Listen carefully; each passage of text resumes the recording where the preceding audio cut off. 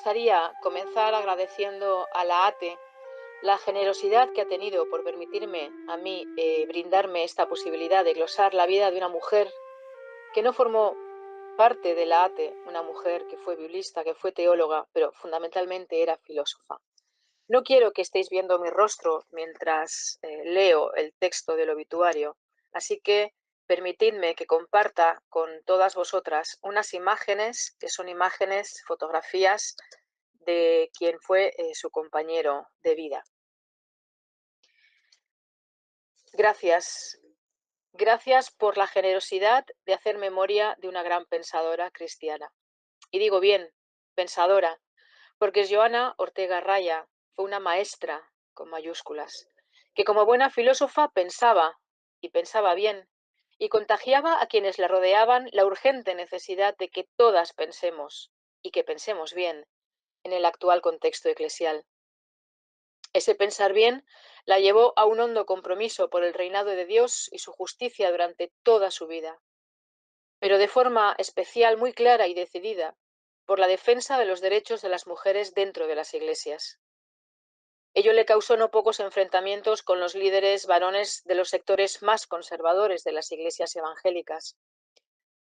Un buen amigo que la conocía bien decía de ella que había nacido antes de tiempo, y tenía razón, porque es, con toda probabilidad, la primera teóloga protestante que se pronunció como feminista en nuestro país.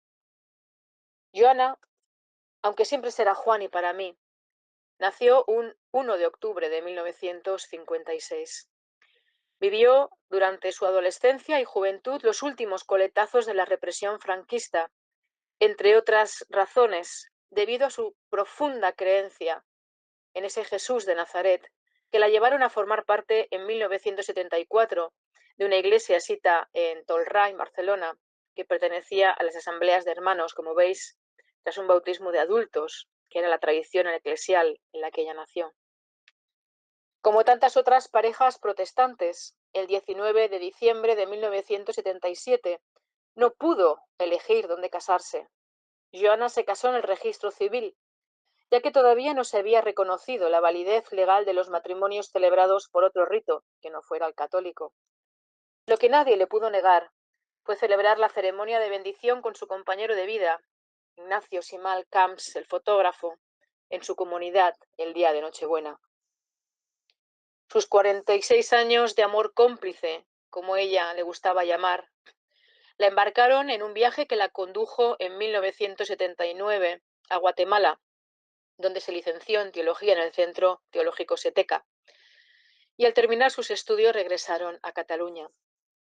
Con sus hijos Irene y Nacho todavía pequeños, inició estudios en una segunda titulación universitaria, Filosofía y Ciencias de la Educación, en Barcelona, que culminaron en 2005 con el máster Duoda en Diferencia Sexual y con el doctorado en Filosofía con la tesis titulada Simone de Beauvoir, su aportación a la discusión sobre el género, como digo, ambos en la Universidad de Barcelona.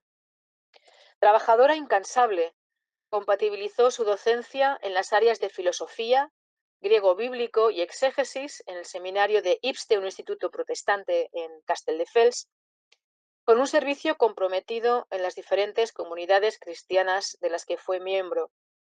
En sus últimos años formó parte del Consejo de Betel Sant Pau, una iglesia perteneciente a la Iglesia Evangélica Española, donde aportó una mirada realista y creativa a un tiempo, y sirvió a sus hermanas y hermanos presidiendo el sacramento de la Santa Cena y compartiendo la palabra en la predicación. Una de sus frases más recurrentes era que los cristianos y las cristianas deberíamos leer más la Biblia. Tiene su ironía esta reprimenda para quienes presumimos de tradición protestante.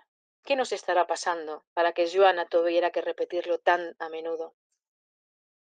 Movida por su vocación ecuménica y feminista, colaboró puntualmente con el colectivo catalán Dones en la Iglesia, y fue desde 2012 y hasta poco antes de su fallecimiento la directora de la revista de teología, opinión y cultura en la red Lupa Protestante. Escribía aquel 2012 que se trataba de una revista progresista, ecuménica, inclusiva y en continuo diálogo con la sociedad y la cultura que nos ha tocado vivir, y que bajo su dirección la revista se embarcaba en una etapa que seguía siendo, en sus palabras, ambiciosa y temeraria. Bien podría ser la definición de ella misma, salvo porque falta un detalle muy importante para entender su persona. Si algo la caracterizó, fue su humildad y su absoluto desinterés por convertirse en el centro mediático. Excelente conversadora, irónica o sarcástica dependiendo del momento que le tocara vivir. Recuerdo que en una de nuestras tertulias de café comentábamos cómo en el caso de las mujeres que participamos en el discurso público se confunde la vehemencia con la beligerancia, algo que no suele suceder con los varones. Y Johanna era, sin lugar a dudas, una pensadora cristiana vehemente que defendió en público sus ideas sin temor a las represalias. Como en el caso de tantas otras cristianas, su independencia intelectual la llevó a abandonar la institución de la que formó parte durante casi 20 años en 2004, para dedicarse en su última etapa profesional a enseñar filosofía en diferentes institutos públicos, labor que hizo con la misma alegría y el mismo optimismo que caracterizó su vida entera. También, como tantas otras pensadoras cristianas, prefirió la oralidad a la escritura, o quizá es que no dispuso de los medios necesarios para publicar obras que quizá habría escrito. Apenas encontraréis nada de Johanna, salvo un breve folleto compartido con otros autores que se titula ¿Qué hacemos por una sociedad laica? Y aún así, quienes la conocimos, podemos afirmar que fue una gran intelectual. Compartió con generosidad su sabiduría en las aulas, en las cafeterías y en los púlpitos, desde donde proclamaba, al hablar de la parábola de Mateo 20. La parábola nos enseña que en el ámbito del reino de Dios, todos y todas somos iguales, lo que quiere decir que las categorías últimos y primeros quedan obsoletas, ya que la justicia y la bondad del Señor las ha eliminado. Se nos fue un 6 de agosto de 2020, demasiado pronto, como siempre que fallece alguien a quien queremos y admiramos. Estas 1000 palabras que ocupan el obituario no son suficientes para glosar la vida de Johanna. Así que permitidme que os deje no con las mías, sino con las que sus hermanas y hermanos escucharían un domingo cualquiera, cuando abrió el libro de Job y afirmó con hondura lo siguiente: puede que Dios no nos restaure el doble de lo que hemos perdido.